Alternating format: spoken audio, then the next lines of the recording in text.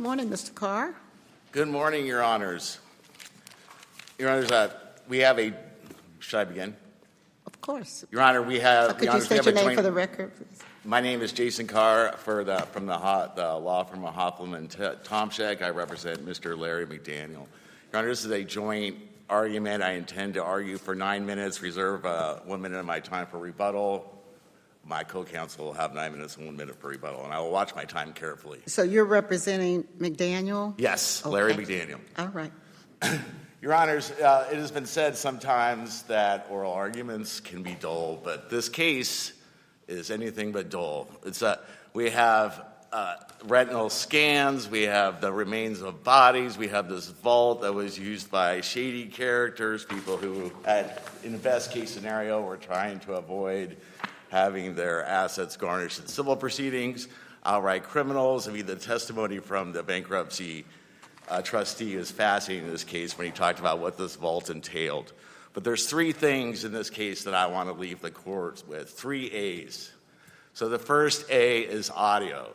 The audio tape, the newly discovered evidence, the audio tape. It's important, it's crucial. The physical copy is before the court, and I would encourage you to listen to it because it's powerful.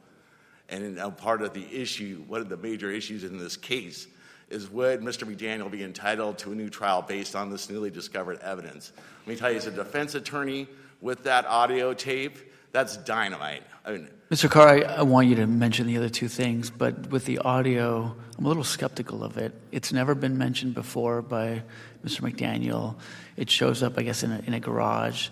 There's nothing authenticated that it's Mr. Shaken on the audio. And, I think the expert only testified to that it hadn't been tampered with, but there's no testimony that this is the owner on the audio. So why do you think it's such a blockbuster piece of evidence? Well, there's different issues, right? And unlike the letter, I'll just say overall, some of my skepticism with this is how trustworthy is this new evidence as a whole? And how much is it corroborated if we're looking at the district court's decision under an abuse of discretion standard? Which gets to the authenticity, which is the third A, but your questions are excellent. So the audio tape, the problem with the audio tape is not admissibility, because we know if I get a new trial, I put Mr. McDaniel on the stand, I don't know any way they can stop me from talking about this tape. I can use them to authenticate it, I could use them to talk about the tape, and the government can cross-examine him on it, so admissibility is not a problem with the tape. Authenticity. Well, the tape, first of all, is newly discovered, which is embedded in your Honor's question. Well, the tape was made when Mr. McDaniel when it came to his attention the tape was important. He looked for it. He looked in his house every report. This is back in 2012. He made the tape, right? He made the tape, yes. So he knew it existed. He knew it existed. That's not an issue. So when the tape... But he didn't realize it was important? Not when he made it. No, not when he made it. When he first made it, he thought it was just like my employer's badgering me and harassing me and trying to make me work under inappropriate circumstances. It wasn't a criminal investigation at that stage. But anyways, the tape, so it was just a couple of weeks later, the robbery occurs at 24/7. Cops are involved. They talk to Mr. McDaniel. He's like, I got to find this tape. And he looks in the house. He can't find it. He asks his mother, who he's lived with his entire life, and she says, I threw it out. And he's devastated. Now, the first question, one of the court's questions is, and one thing the district court looked at is, he didn't tell the cops. Well, good.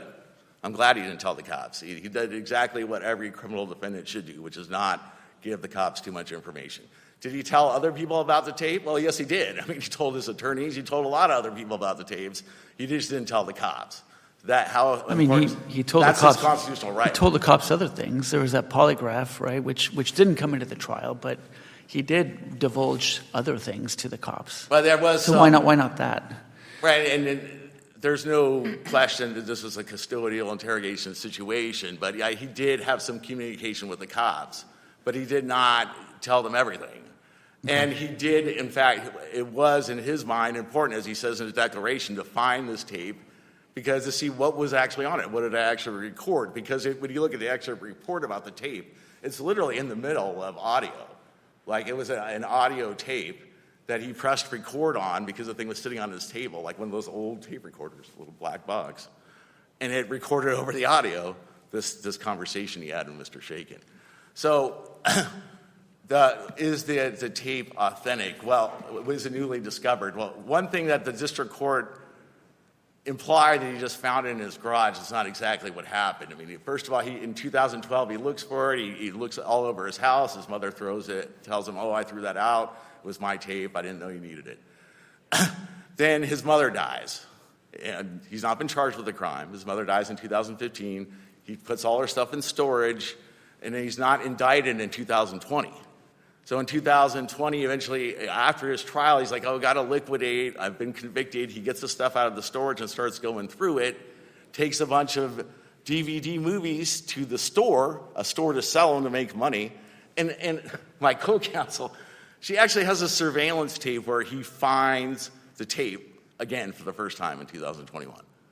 So one of the legal questions that's embedded in your question here, and mostly the standard here is abuse of discretion, but there is a legal question here that's reviewed de novo, and that is can evidence be newly discovered if it's been lost? In other words, the government says in their briefs that this was possessed, that Mr. McDaniel possessed this tape even though he had no idea where it was for a period of 9 years. But even let's set aside that it is newly discovered. Okay. How do you overcome the obstacle of how reliable is it when you don't have evidence that the owner is on the tape? Well, we did. I mean, you'd have, I guess, if Mr. McDaniel decided to testify, you could have his testimony.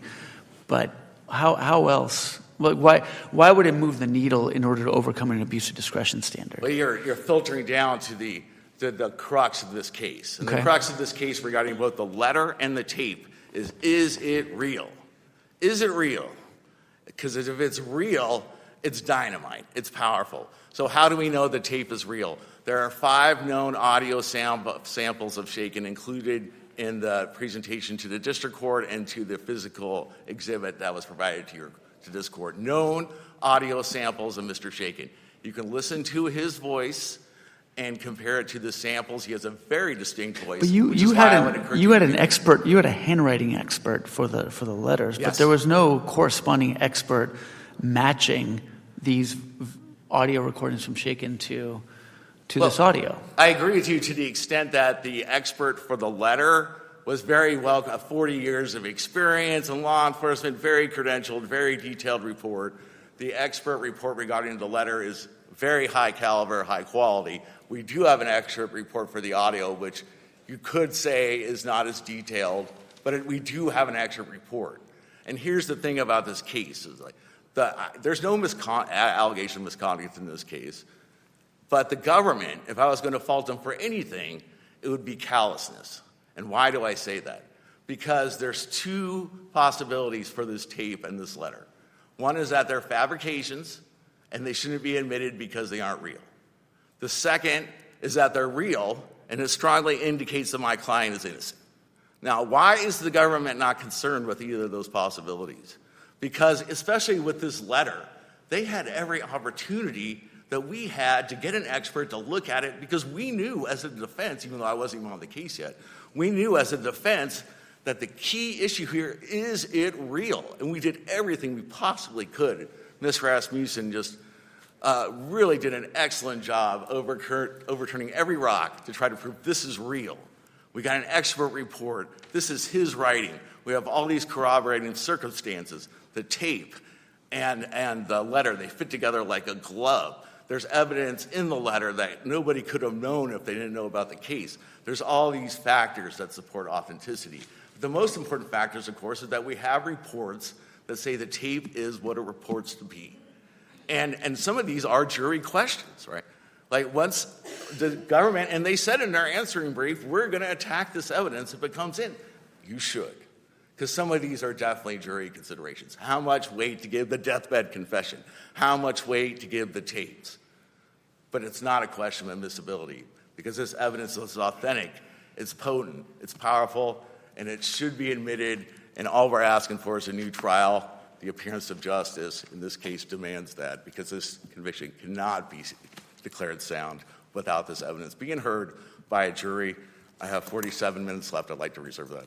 Well, you only got to 1A, so We only got to the audio tape. Could you just tell us what the other two A's were that you wanted to Oh, read? yes, very good. Just So, name them. Just name them. audio, admissibility, authenticity. Admissibility, does the evidence have to be admissible? We submit it doesn't.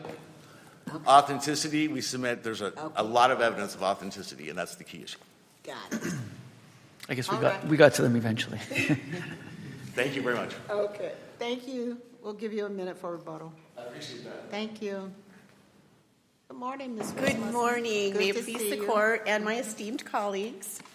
I am Lisa Rasmussen, and I have the honor of representing Sylviane Whitmore in this case. But it's an honor, but I have to confess to you, it's also kind of terrorizing to me because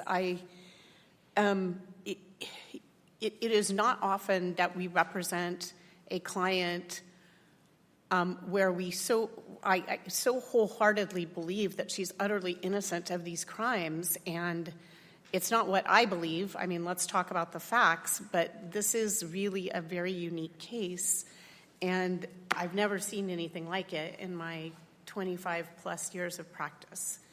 So first, and I want to just kind of pick up on some of the things that Mr. Carr was talking about, I think it's important to remember when we're talking about, in particular, the audio tape, that these defendants were not charged until 5 years after the robbery occurred. That was April 2012. And they're indicted and it's sealed in 2017. And then they get arrested sometime in June. And the reason for that is because my client, Ms. Whitmore, was a government witness in another case that resulted in a published opinion by this court, and that case is Litwin. And why is that relevant? Well, I think the government did not charge her until that other trial was finished. So I'm just pointing out there's a very long period of time before they know that they're being charged with a crime, any crime. So one of the things that I want to talk about is not only do you have on that physical exhibit that was transmitted the known samples of shaken, they're from court proceedings. They're from court proceedings, and you can tell from the context, and there are 5 or 6 excerpts of his voice. And when you listen to them, I don't believe that there's any doubt that that's his voice. It is the same as the audio tape. But I think to your question, Judge Sanchez, that you're asking is, if it was so important, why didn't he look for it and find it? He didn't believe it to exist. His mom had dementia. He believed that she had thrown it away. But let's talk about the letter. So are you saying he just stumbled across it? He did, yeah. They were cleaning out. She died in 2015. They put boxes in storage. After the jury trial, they were going through boxes. They cleared out the storage, and that's one of the exhibits that you have, the receipt from when they cleaned out the storage and cleared it out. It's an exhibit to the motion for new trial. And then they were going through the boxes, and they found like DVDs that they just decided they were going to take to Zia Record and sell. And that's why I went and got the video, because they kind of told me they found this audio tape. They didn't know what was on it. He didn't even have a means to play it. He had to order online. I guess, Mr. Rasmussen, let me ask you the same question. You are both emphasizing the audio tape, which is interesting to me.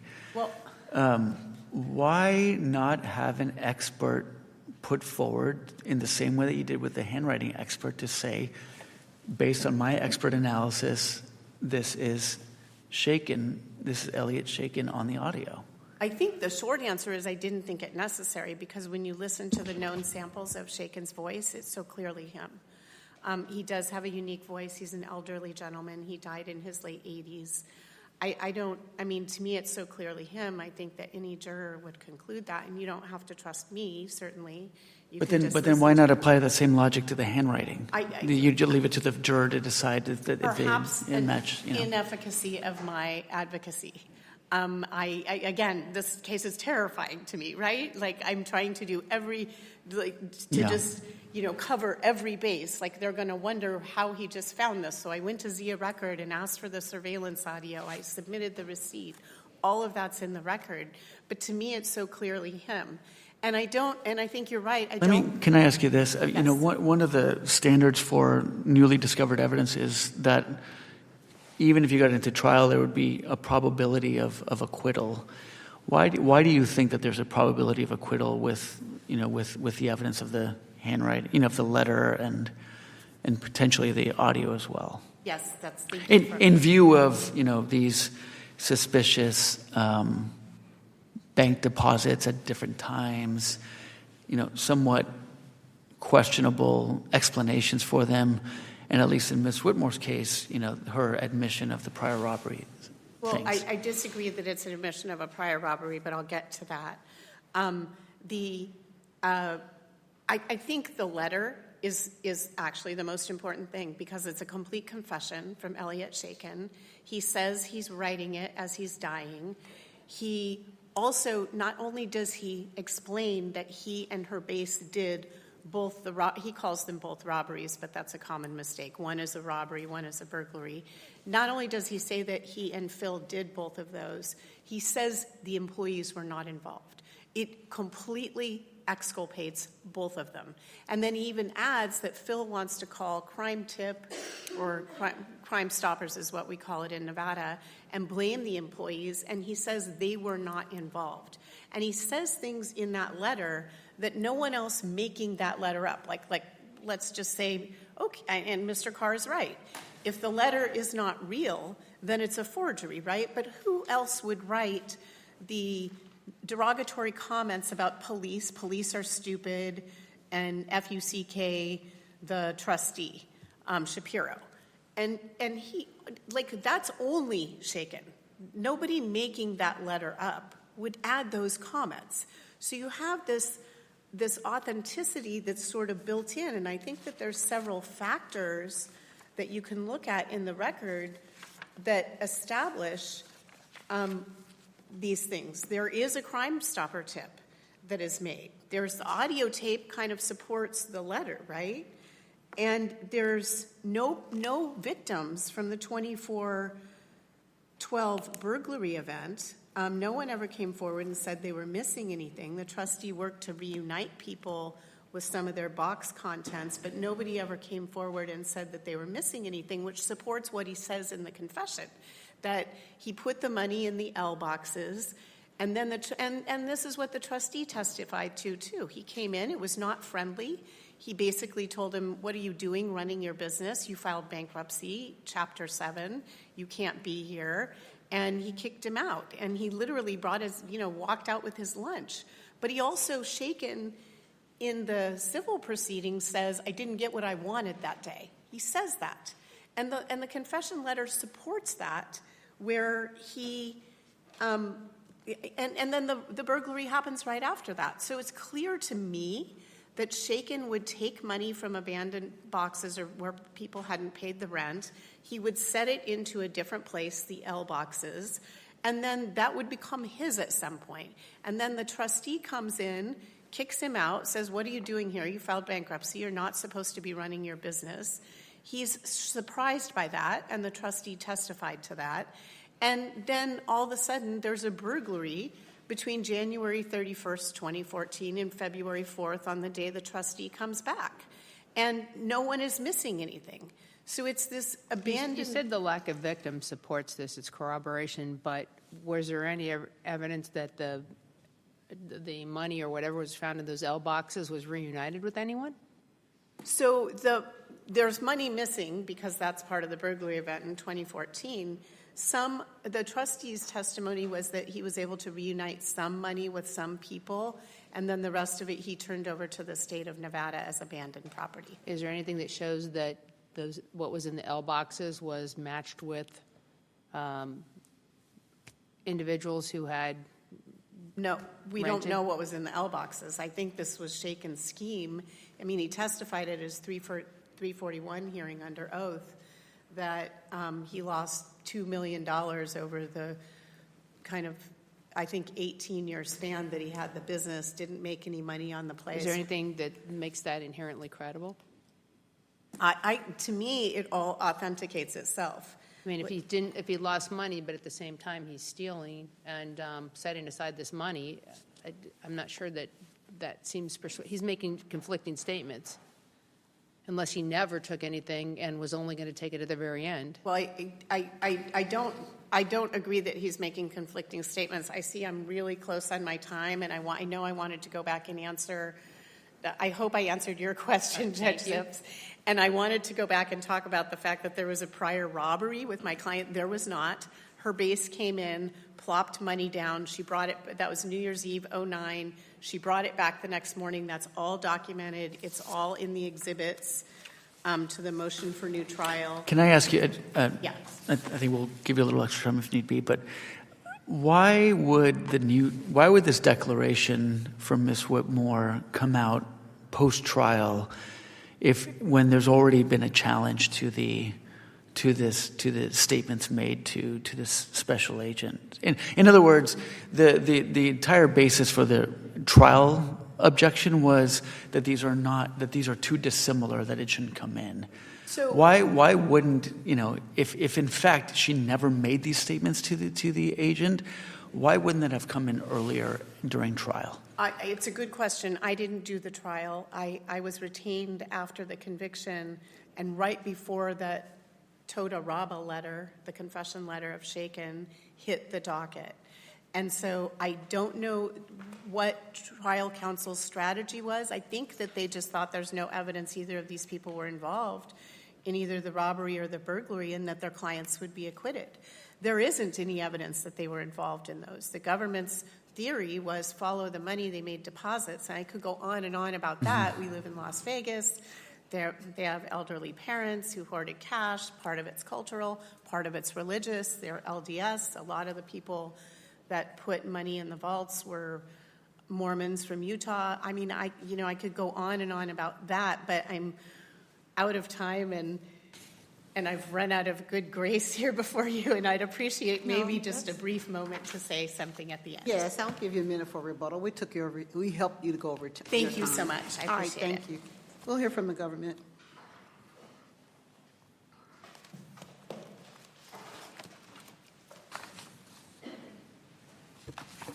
May it please the Court, my name is Mina Chang and I represent the United States. As the Supreme Court and this Court have repeatedly noted, defendants do not have a constitutional right to introduce any evidence that they believe to be relevant. And in this case, the District Court, which has become very familiar with this case over the course of 7 years, made correct evidentiary rulings. First, by properly determining that the evidence would be inadmissible and excludable when they were irrelevant or from sources that were unverified, unreliable, and unavailable. Second, when necessary, the District Court properly limited the use of other admissible evidence, such as 404B material, and accordingly instructed the jury. It seems that the Court is most interested on the allegedly newly discovered evidence, so I'll focus on that topic. While the defense has urged that this purported confession letter and the tape are unique, once-in-a-lifetime circumstances, when you view this in light of the whole case, the confession letter and the tape are actually quite in character with the defendant's many, many other purported once-in-a-lifetime discoveries that have come up in this case. For example, the defendants find hundreds of thousands of dollars in pillows and mattresses, not once but twice, from deceased parents. $250,000 is handed to Whitmore for no reason, and then she gives it back to an unnamed Morin man. McDaniel's now deceased father sells a $390,000 violin in cash to a foreign Irishman. Whitmore receives $269,000 from her father 9 years after his death, of which the executor of his estate has no idea about. And again, what is common about all these instances, including the purported confession letter and the tape, is that the declarants to all this serendipitously discovered evidence are unavailable, whether that by being deceased, unnamed, untraceable, or otherwise unidentified. Well, Ms. Chang, let me ask you this. Did the district court make a mistake when it considered the handwriting analysis and only focused on one piece of writing when the expert's report actually covered quite a few more things? No, Your Honor. So the district court expressed doubt about whether the methodology of this expert witness was proper, and that was fully within the discretion of the district court. What happened was there was a mischaracterization of evidence, which the district court noted the handwriting expert, had used a document that was enclosed with this Tota Raba letter and categorized that as known shaken sample when it really should have been unknown because it wasn't verified. But even if there was a reason to question that one, the expert also looked at many other writing samples that the court didn't address. So is there a problem there? No, because the district court, in fact, made multiple findings. It was not only that that the district court had skepticism about this expert witness's conclusions, but moreover, the district court found questionable authenticity about where the corroborating evidence about where this letter came from. And moreover, the district court found that aside from the fact that whether or not Shaken wrote this letter, there was a lack of corroborating circumstances regarding the reliability, the contents of the Shaken letter. And on top of that, the district court explicitly stated that its decision was not hinging on the admissibility of this newly discovered evidence, because even if this evidence had been admitted at trial, there's so much overwhelming evidence against Whitmore and McDaniel that it wouldn't have made a difference. Let's talk. I mean, why is it overwhelming? It seems to me as if there's scant evidence on both ends of things. There's not much evidence to corroborate the letter, but there's also not a great deal of evidence to corroborate the robbery itself, other than the deposits of banks, particularly for Mr. McDaniel, because Ms. Whitmore, there was also the admitted the statements coming in about prior thefts. What else made this? Why do you characterize it as overwhelming evidence in your view? Yes, Your Honor. Because the government's theory was not that McDaniel and Whitmore necessarily drilled into the vaults. So if you actually see McDaniel's convictions, they relate to interstate transportation of stolen property. So even if McDaniel wasn't the one directly drilling into these vaults, what is key here is that he's moving large amounts of cash that are unexplained. He's providing unexplained or bizarre explanations for where he's finding this cash. So in that way, it's overwhelming evidence. He's making $25,000 per year at a maximum. And literally a day after the 2014 break-in, he then brings hundreds of thousands of dollars of cash to a bank to deposit. So in that way, this is overwhelming evidence of McDaniel's guilt as it relates to his convictions. And so in your view, even if the letter comes in or even the audio, that would not be enough to think of this as probable acquittal? Yes, Your Honor. And the district court had wide discretion. An owner that's confessing to the thefts with one of the co-defendants and saying the employees have no role in it, that wouldn't move the needle? No, because it was so suspect. You have an unreliable letter, questionable authenticity. You also have the defendants providing bizarre explanations for where they came across the cash that they're depositing. So all in all, the district court exercised its wide discretion in determining that in light of all this evidence, that the jury would have questioned this evidence. Okay. How does the watch play into that? So the watch is an incredibly specific item because it had a serial number, and that linked the watch to the defendants, including her base. Would Your Honor like me to discuss 404B or severance issues regarding the watch? The watch, as far as Judge Sanchez's issue about whether the note came in, if the note were to come in, whether it would be a different result?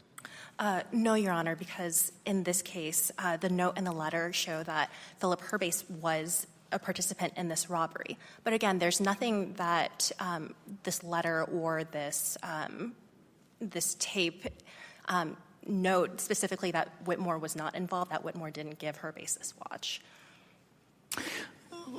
I actually do want to ask you about severance, and I think the related claim is the inability to present a complete defense. And so both Ms. Whitmore and Mr. Herbase were moving to sever trials from each other, and then that motion was renewed. And I understand the government's position that was waived, but let's assume it isn't waived for the moment, that it was properly presented. Why wouldn't it be a problem?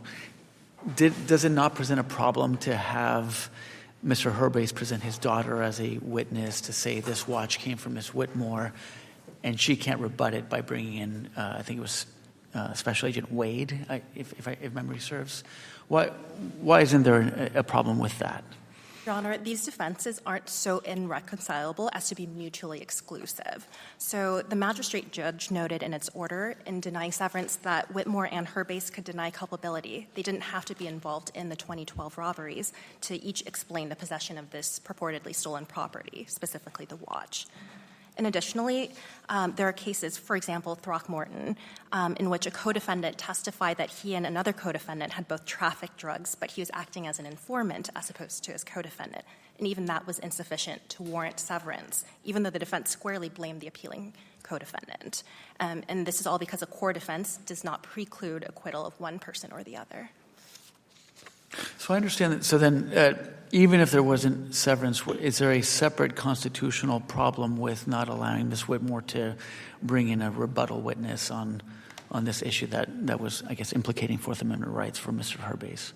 No, Your Honor, because this was actually an ancillary point. The testimony of Special Agent Jarrett Wade was ancillary hearsay, and this was specifically to address an impeachment issue, to impeach the testimony. And so the district court actually walked through this issue pretty well. And so this is, just one moment, Your Honor.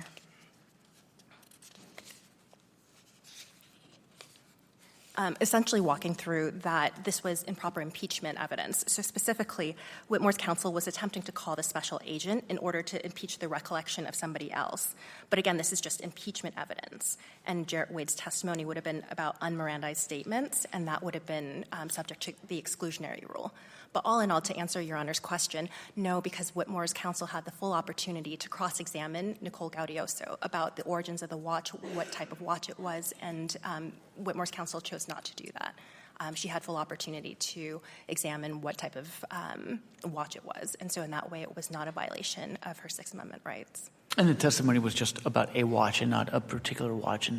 Yes, Your Honor. There was no testimony that was elicited regarding what type of watch it was, where that watch came from, any description about the watch. So it was about a watch and not the watch. What about the jurisdictional element supporting, I guess the interstate commerce for the Hobbs Act? As I understand it, the government is resting on the notion that the watch was sold in Georgia but acquired in California. Is there any evidence that Whitmore was involved in the sale of the watch in Georgia? Is that needed in order to establish a jurisdictional element? No, Your Honor. And more specifically, the government's basis for this is not that the watch was purchased in California, but that the watch was transported first from 24/7, where it was stored in the vault, then taken to California, where Philip Herbase was, and then mailed back to Georgia, to the consignment store that was located in Georgia. And in that way, it affected interstate commerce. But back to Your Honor's original question, no. The Ninth Circuit model jury instructions make clear that it's not necessary for the government to prove that the defendant intended to or the defendant's conduct itself would affect commerce, but only that the natural consequences of that conduct affected commerce in some way. And in this case, there was a Hobbs Act robbery. There was jewelry that was stolen, and then it was foreseeable that this jewelry would then be transported across state lines to be fenced. But I understand that would apply for Mr. Herbase, since has his fingers on this on the interstate qualities of it. Is it the fact that Ms. Whitmore was convicted of conspiracy that hooks her into that jurisdictional element, or no? Yes, Your Honor. In terms of conspiracy, she was involved in the Hobbs Act robbery, and it was a foreseeable conduct that jewelry or items stolen from the robbery would then be transported across state lines. I see. Okay.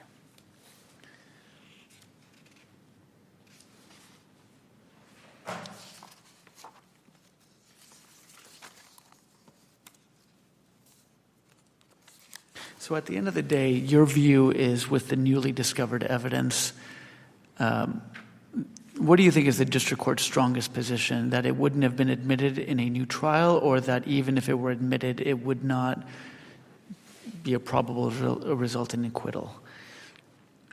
Your Honor, I think that fundamentally the district court expressed extreme skepticism about the reliability and the authenticity of this evidence.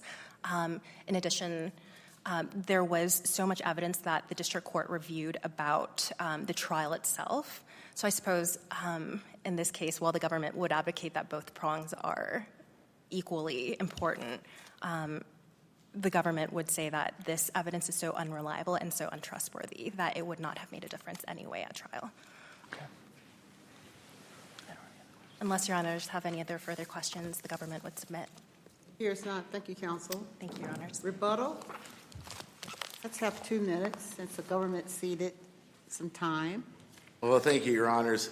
I wanted to address the weight of the evidence in this case. This case was about money. The government's opening said that the evidence against my client, you just follow the money. And it is true that the most damning evidence in this case are the timings of the deposits. So the audio tape, which I keep talking about the importance of the audio tape is not just that it shows my client declining to engage in sin with Mr. Shankin and declining his invitation to join this conspiracy, but the reason for it. He says, I do not need to do this because I have plenty of money and plenty of gold. And he says this in 2010 before any of the incidents at 24/7 vaults. The revised Rule 804 for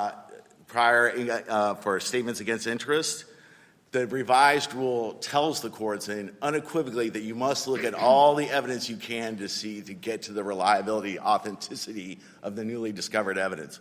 So Judge Sanchez asked about why is there all this evidence that was supported. This could have been presented at trial. It's not all newly discovered. We do that because the rule says we have to do that to prove that the newly discovered evidence in 2 pieces is authentic and non-dubious. And what is one of those pieces of evidence that we presented? 989, Volume 5 of my excerpts of record. It's a private vault memorandum which showed that my client had $765,000 in cash and 60 gold coins in a box at that vault in 2006. So follow the money, the government says. Well, you follow the money, and it shows that my client had ample funds to make these deposits, the only real evidence against my client. Secondly, there was questions about the expert for the audio tape. I will note, and we didn't brief this, and I'd be happy to do supplemental briefing on this, but in trials, say in bank robberies and such, lay people commonly get on the stand and testify looking at surveillance videos. Yes, that's the defendant. This is the same kind of exercise we'd be asking a jury to listen to these tapes, listen to the known audio sample. You make the determination whether you think that's Elliot Shankin. So it's a common jury determination. And admissibility, the last point I want to make, we believe this evidence is admissible under 804, it's admissible under 807, it's admissible under the somewhat unplowed land of constitutional overlay protection. But it doesn't need to be admissible because what this evidence, even if it's not admissible, it completely changes the trial because it retextualizes the government's evidence. It refutes the government's evidence, and it recharacterizes the government's evidence. So even if neither of these 2 pieces of evidence are admissible, it would completely change the trial. The tape is clearly admissible anyways. But I'm just saying this evidence is so powerful it doesn't need to be admissible because it would change the trial. And I'll just leave you with this. The Toto Rasa letter, the cover letter on excerpts of record 902. This is the letter that was sent to the court that contained Elliot Shankin's confession. This is the cover letter. And in it, the person talks about how they're doing this because they read about it on the news. They have this deathbed confession. They know what the truth is. They don't want to be involved, but they write the court and say, look at this letter. Make the story right, please. What happened here is wrong. Court, do the moral thing. All right, thank you, counsel. Ms. Rasmussen? Thank you, Your Honor. 3 things. The severance was renewed, but it really goes, at trial, and I commented on this, I think, in both of my briefs, her base's lawyer became the prosecutor of my client, and that is an untenable situation. But now, with the letter, the confession letter of Shankin, it changes that even more, right? The letter, if you're attaching the letter to a severance motion, and her base is out of this because he waived his appeal for some reason and is now filing crazy things in the district court, accusing the district court judge of having a vault and nonsense. But there is no doubt that had the court had the severance letter, which granted the district court didn't, the confession letter, he would have had to grant severance, right? I mean, the letter so fundamentally changes everything. I don't concede that the letter is not admissible. In fact, I think that it is admissible. But even if for some reason it weren't, it changes the entire defense strategy of the case. But counsel, don't we look at the severability issue at the time it was made? We do. And so it was renewed during trial because what was happening was she couldn't put on a defense. She couldn't talk about the fact that her base came and plopped $250,000 on 12/31/09, and that she brought it back on 1/1/10 the very next day, and that she couldn't. Why couldn't she talk about that? Because it was prejudicial to him. And well, but if it's but that doesn't mean she can't put it in. She can put it in if it's prejudicial to him. Just because they're co-defendants doesn't mean that she's precluded from putting in evidence that's prejudicial to the co-defendant. I think that Judge Gordon had ruled previously in the 404B litigation that part of her polygraph and her discussion with Agent McCamey could not come in because it was prejudicial to her base. I think that was the district court's prior ruling. And then she couldn't talk about, they couldn't put the agent on. So was the district court reminded of that when the severability issue was renewed? Well, I have to go look at that part of the transcript, which is on day 4, to see exactly what he said about it. But that's also where he was saying that they couldn't bring in the agent that they wanted to put on as the rebuttal witness. And that's when that's the context of renewing the severance motion during trial. But it had nothing to do with the letter, though. That's no, the point. Okay. And where did Ms. Whitmore renew the request for severance? So it happens at out of the presence of the jury conversation during trial, and I want to say it's day 4 of the trial transcript. To the defendant who did the renewal, or was it a different defendant? It may have been a different defendant, and I think that her lawyer joined. I think it was just that Mr. Herbase's lawyer renewed it, and he used the word "we." And so there is some ambiguity as to the renewal. But, but as to whether, but because there had been separately filed motions to sever beforehand, right, we can construe the "we" as being a renewal that involves all of them. Yeah. I think that's my understanding of the arguments. You may be right, and because I didn't do the trial, I'm at a little, yeah. So that the inability, I mean, the severance kind of goes, as we pointed out, to her inability to present a complete defense. But also, I just want to say, because I didn't really get to talk about it, this is our opportunity to really dive into the new advisory note, which was changed on 12/31/24, and to fill in that gray area on 804 on advisory note 1. And that's exactly what the committee intended, to fill in that gray area between Donnelly and admissibility by looking at the totality of the circumstances. And that's why I believe that, the Sentencing Commission made the change to give courts that authority.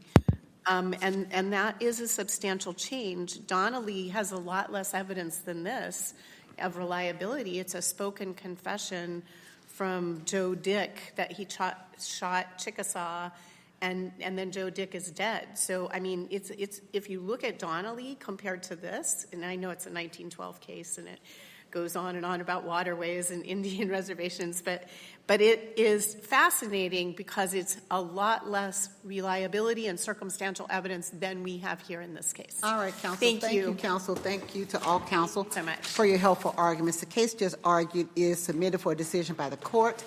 That completes our calendar for the morning. We are in recess until 9:30 a.m. tomorrow morning. All right.